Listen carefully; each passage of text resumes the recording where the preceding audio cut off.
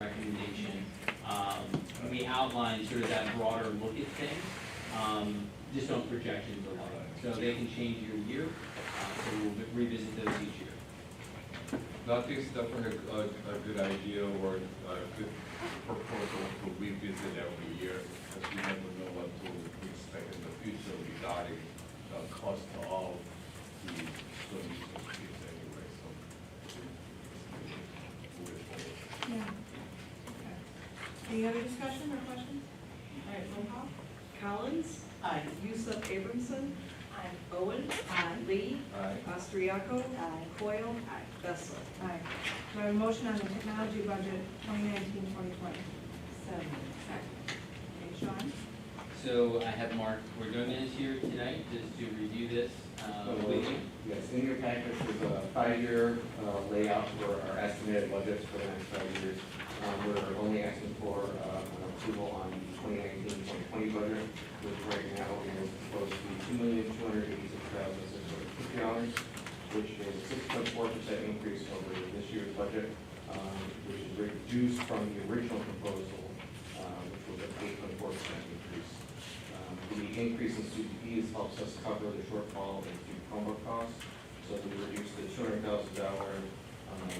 student Chromebook subsidy down to $155,000, which helped us cut down on the budget proposal. Mark, this is a 6.6% increase? 6.4%. 6.4. Okay, you know, it's, I think it says. And this still includes a new Chromebook Yes. for each incoming freshman, That's correct. right, of the newer version. Yes. So, The new Chromebooks have a touchscreen and they flip over and are a convertible Chromebook. And they also come with a stylus, so allows a more precise input, pen style input for student devices. so only freshmen or new students would get it? Correct. Is there any way to communicate to the parents who's related to affects this particular increase to, I don't know, to the community medias or send a notice to the parents explanation of why we need to increase on this certain percentage? Yes, I plan on putting in a change on our website that explains the new Chromebooks for students for next year. And it has additional information. We're actually sending out some information, I believe, next week with new student packets that go out and provide some information for parents with online registration information for this summer. And it'll include a page, or I think it's a 3-page letter about the student book. As you may know, there are a lot of parents who is not dependable on those websites as well, too, or ethnic parents who may need some language barriers and so on. And you may need some other options of communication to at least let them know, what the situation is and why we need to increase and such, so we can give a less reasonable financial, less burden at least, or be prepared such an action by the parents. On the website, we do have translation tools that work through Google Translate, so it'll translate the English language content, so I think it's 105 different languages. And we do send it out in Spanish as well, since Spanish is the most spoken home language in our district. I can never rely on the Google translation, Yeah. except in Korean language. About over 60–70% are kind of somewhat totally wrong, so I cannot be never dependable on such, just for FYI. Yeah, and we use a translator for the Spanish letters that we send out to ensure that we don't put it through Google for sending it home in hard copy. And may I ask, so that for students that are new or like just moved to the district, what is the cost for them? Because they need the Chromebook as well. So I know it's provided for freshmen, incoming freshmen. They will get the appropriate Chromebook for the year that they're coming in Okay. as. So we there's no we additional purchase cost. extra Chromebooks during the freshman year to cover any migration as students are transferred into the district. And also for, if break happens or we need to do additional repairs or something after our warranty period expires, we do have extra Chromebooks for that, and that's all covered in with the student fees. And just in some historical perspective too, the current rates for the fees are significantly lower than 7, 8, 9, 10 years ago, where Yes. it wouldn't be unusual for individual year fees to be $600, $700. And fluctuate each year. And fluctuate, just depending on the textbooks. So when the cost of the textbooks went down dramatically, that we were able to sort of normalize the annual fees. And so this is a historical, much lower fee rate than even, 6, 7, 8 years ago. On average, we're still like 16.9% below where we were before we went to the new model.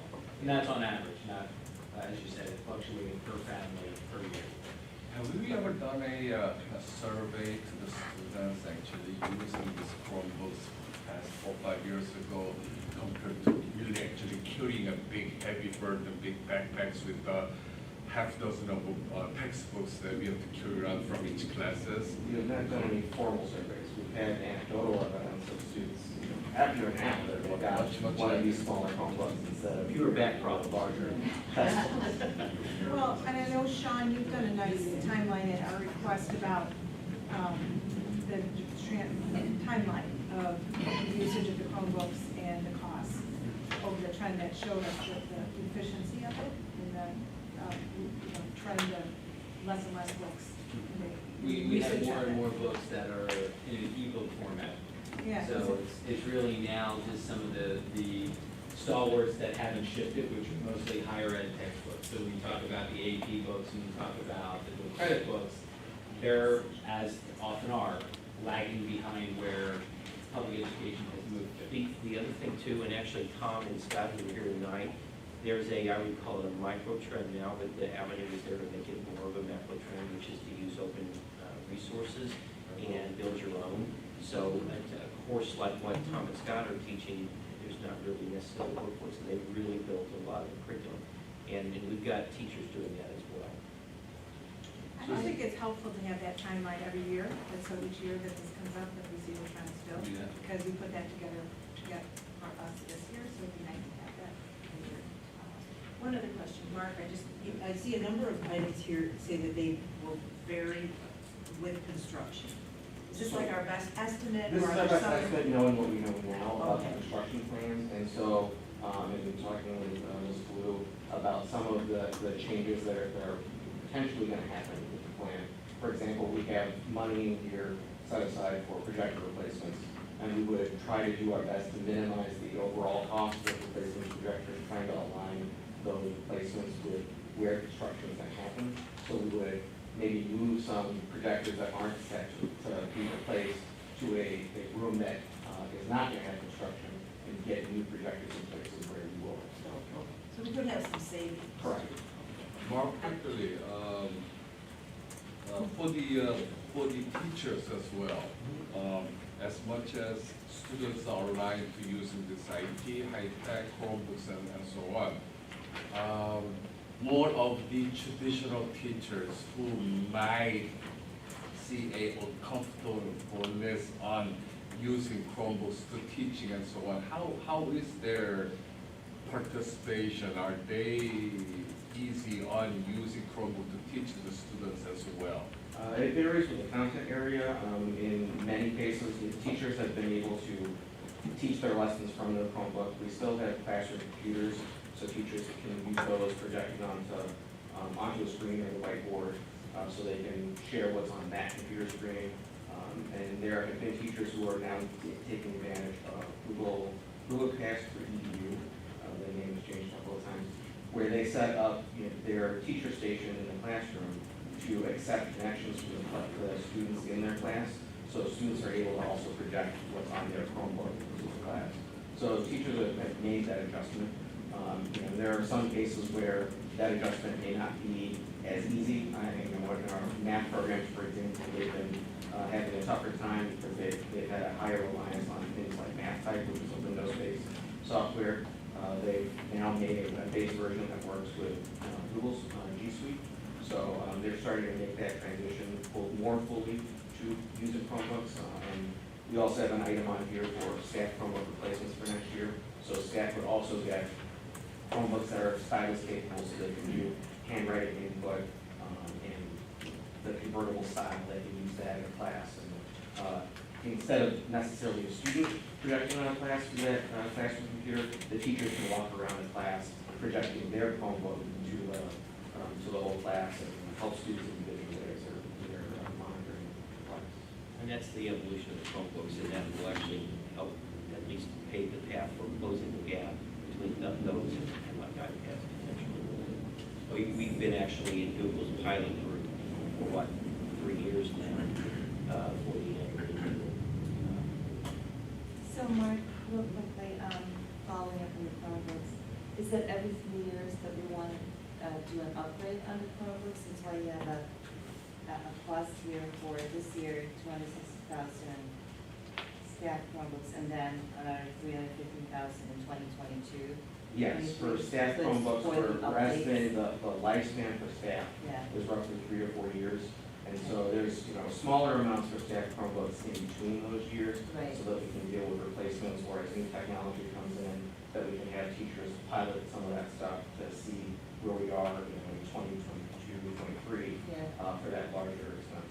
And I Mark, think when was, there's- oh, I'm sorry. No, go ahead, Charlie. I was gonna say, when was the last time we bought Chromebooks for the entire staff? When we originally went one-to-one, which I think was 4 years ago. So staff right now are using aging Chromebooks, some of the Chromebooks that are in front of you are. It's the the cases video are- we're gonna love. are 3 years By old. Mr. Pressler.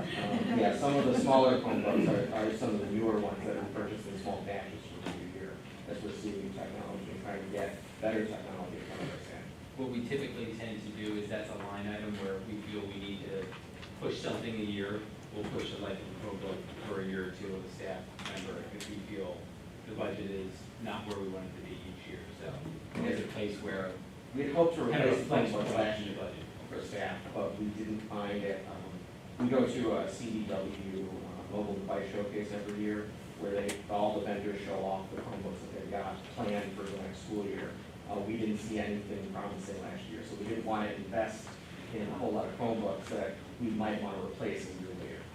So this year, we did find some more Chromebooks that we think the staff can use, and so that's why we got on this year. So when the IT upgrades or changes, at the same time, staff or teachers kind of need to follow it through, kind of catch up.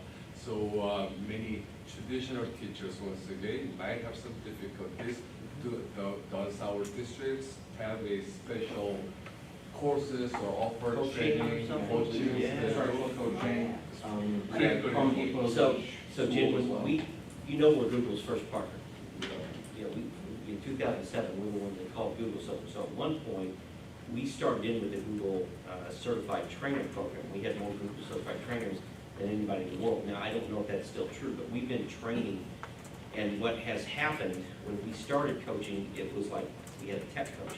Now, the technology's integrated into everything, so we don't just coach for technology, we coach for technology with pedagogy. So, for example, we'll have a title, cooperative learning in a one-to-one environment. So we integrate the use of the device with the pedagogy. It's not a standalone coaching thing anymore. So probably nobody invests more in helping teachers to, know how to use the technology. And what's really cool, again, I would say Scott and Tom were examples of that. We have a lot of teachers, because we've been at the forefront of the digital revolution, we have a lot of teachers that beta test apps. We've got some really, really progressive teachers using technology, much more so than probably most districts have. I think our teachers are pretty adept. There are some that, don't, but I think we're as well positioned as anybody to support our teachers. It's important to remember that there are still many, many districts across the country, and even in Illinois, that are not in a one-to-one environment. We had a visit from Mattoon 2 months ago, because next year they'll be going. So, we are quite a bit ahead of most of us. And just a reminder, some of the board members on the current board, that we actually purchased our own fiber optic line in this district a number of years ago, so that we could, because one of the things you've got to do if you go one-to-one is you got to have robust wireless. So it's not just the device, it's the infrastructure to support the device. So having our own fiber optic line actually gives us the capacity to continue to grow, and that was intentional. That's back even when Hank was here. That's been 4 or 5 years ago, even, at least 4 or 5 So years. fiber optical within our schools. We have one to the district, yeah. We're technically an internet service provider. Yeah, we bought our own line. Because I know like City of Des Plaines, for example, in certain area, still there's no fiber optical, so the Wi-Fi's and those are having still a difficulty or very slow. Yeah. So tell people, we actually are a guest network. You can drive onto our parking lot and access it. And people do. People On do. top of that, for families that are, for families that are low income or have trouble with internet connectivity, we do have mobile hotspot devices to check out. So for students that are low income, we have long-term checkout. For students who may be going on a trip, or if they're going downstate for competition or something with athletics, they can check one out for a couple of days and have mobile access. As long as they still have cellular access, they'll be able to have internet. So Mark, one last question of this one. Thank you. There is a wireless equipment of $250,000. Is that again to update Yes. wireless Right. for the next? As we're seeing the updates to the wireless standards, right now we're on 802.11 AC, which that's not gonna be a whole lot for many people here. But essentially, it's the latest that's out there that's available as a standard. So all of these Chromebooks, you get multiple channels, your phones, you get multiple channels to our access points and get really fast access, reliable access. You'll be able to walk down the hallway with your Chromebook open and continue to get access as you're walking down the hallway and not drop your signal. So that $260,000 in the future is for plans to upgrade our wireless infrastructure. And we're trying to also align that with construction projects to make sure Right. that we're And saving money on the. Mike will remember this, Sean, I'm sure remembers this, Mike especially remembers this, but when we really went one-to-one, the first few years, it was tough because Yeah. just even getting connectivity in the buildings, you think of Maine East High School, where some of the walls are thick, 6 feet thick, so we've had to continue to, and Mark and his staff have done a really good job of. The first iteration of one-to-one was before we got to the cloud-based Chromebooks, and we had those little netbooks. And I mean, literally, it would sometimes take 15 minutes of a class for them to boot up where we were piloting those, because we had them in the freshman literacy program. It almost seems like it'd be an opportunity that we could have a short presentation on the history of, honestly, just to educate the board of where we've been and where we come in a Yeah. future meeting. Because look at all the questions, I think we could go on for a long time, but we're not going to. It's only because it's these two, we always ask them a lot of questions. No, but you know, it's really interesting because Mark, technology you can't come to changes the board meeting so anymore. rapidly. No, it changes so rapidly. I would welcome that. I don't know if other. And maybe what your vision is, Okay. you know, I think that's cool too, to say, what was the past, but Right. what's your vision, maybe, you know, all in one presentation. So maybe we We could- get bits and pieces of it at different education meetings and stuff, which has been very good, but it would be nice. Yeah, so agree. I'm gonna I request mean, that. I could and probably then- talk for a nice- long time, but Yeah. I don't want to. Yes, we'll give you 4.5-hour PowerPoint. Great. I mean, on I'll both try to keep slides, it. yeah, so, okay. Principals take note. So, all right, thank you so much. Are we any other questions before we take roll call? We have to vote on this.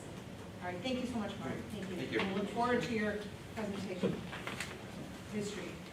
It'll put it all into context, and then it helps us look to the future, right? So, all right, roll call. Yusuf Abramson. Aye. Owen. Aye. Reed. Coyle. Aye. Collins. Aye. Austriaco. Aye. Bessler. Aye.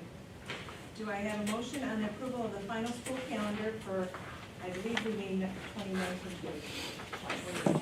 I was confused. Oh, so why is that? So moved. I should talk about it. Okay. Okay, now you. second. So, She did. as we're required by law every year to send to ISBE a final amended calendar Oh. after we've removed all of our emergency emergency days that we have.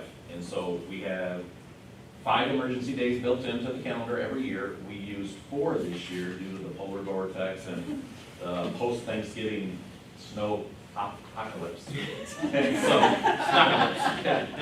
So we're fine. We're gonna be reporting 175 student attendance days and 174 for this school year. This current school year is the minimum, so we're fine. So we just need approval so we can send it to ISBE.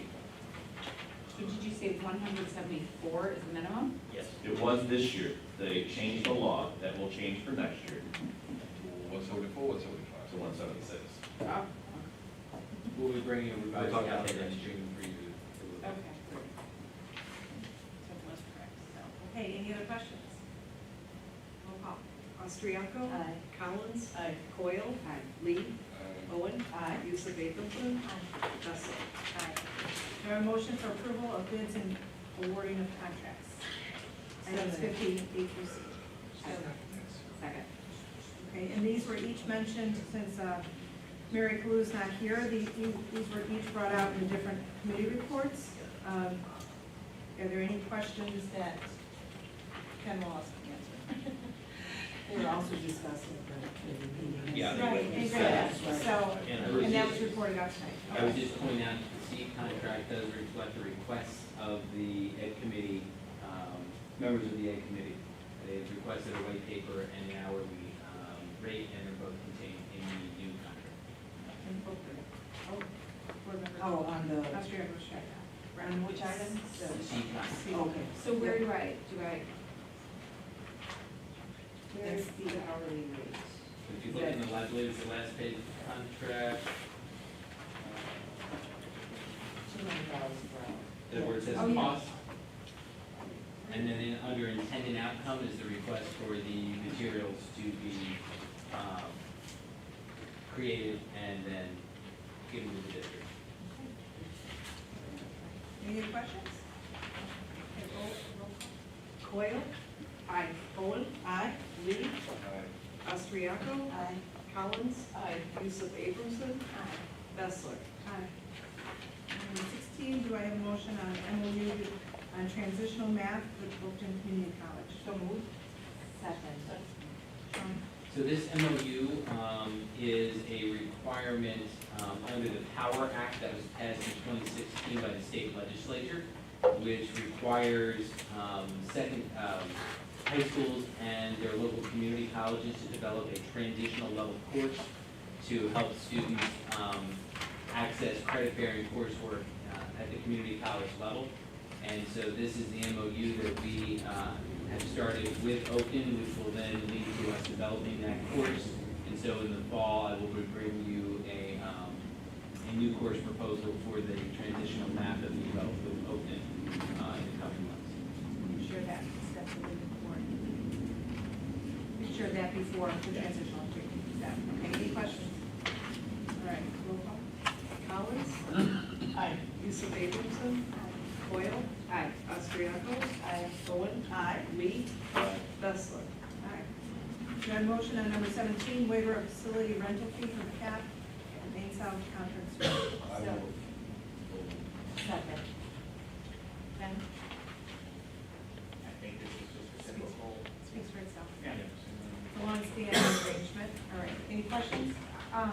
just, my campus is putting on. Actually, what we're doing is I'd like to hear just a bit about it. For this is a standalone request for a comedy class that we're putting on this summer for any teenager and middle schooler who would like to attend. And it's a benefit from the CAF. And I'm working with a comedian that does our work. He has given the comedy at our benefit, and so he's gonna, I'm gonna work with him, and we're gonna do a comedy camp. And it's kind of toward the thrust of, if you can get kids engaged in other things, they're not doing drugs. This is the first time. First time we're doing it. This is, This the, is the facility rentals has been ongoing, but this is Yeah, a new program. yeah, but this is the first time during the summer we're trying that. That's terrific. So we'll see what happens. I'm excited about it. Great. How many hours? It'll be once a week on Tuesdays and Wednesdays. So there's gonna be two camps. One from June 4th to July 26th, and the other one from June 26th to August 7th. And then the thought is to get them together to give a presentation for their parents. So great. See how it goes. Okay. Let's take, any other questions on that? Let's take a roll call. Austriaco? Aye. Collins? Abstain. Lee? Aye. Coyle? Aye. Yusuf Abramson? Owen? Aye. Bessler? Aye. All right, calendar items. We have the commencement coming up. Are we all set for the different graduations and board members, okay? And then just note any notes or changes or questions about the calendar items? All right. Any other communications or public comments? Do I have a motion to move into closed session for the purposes of student personnel, review of closed session minutes, appointment, employment, compensation, discipline, performance, or dismissal of specific employees,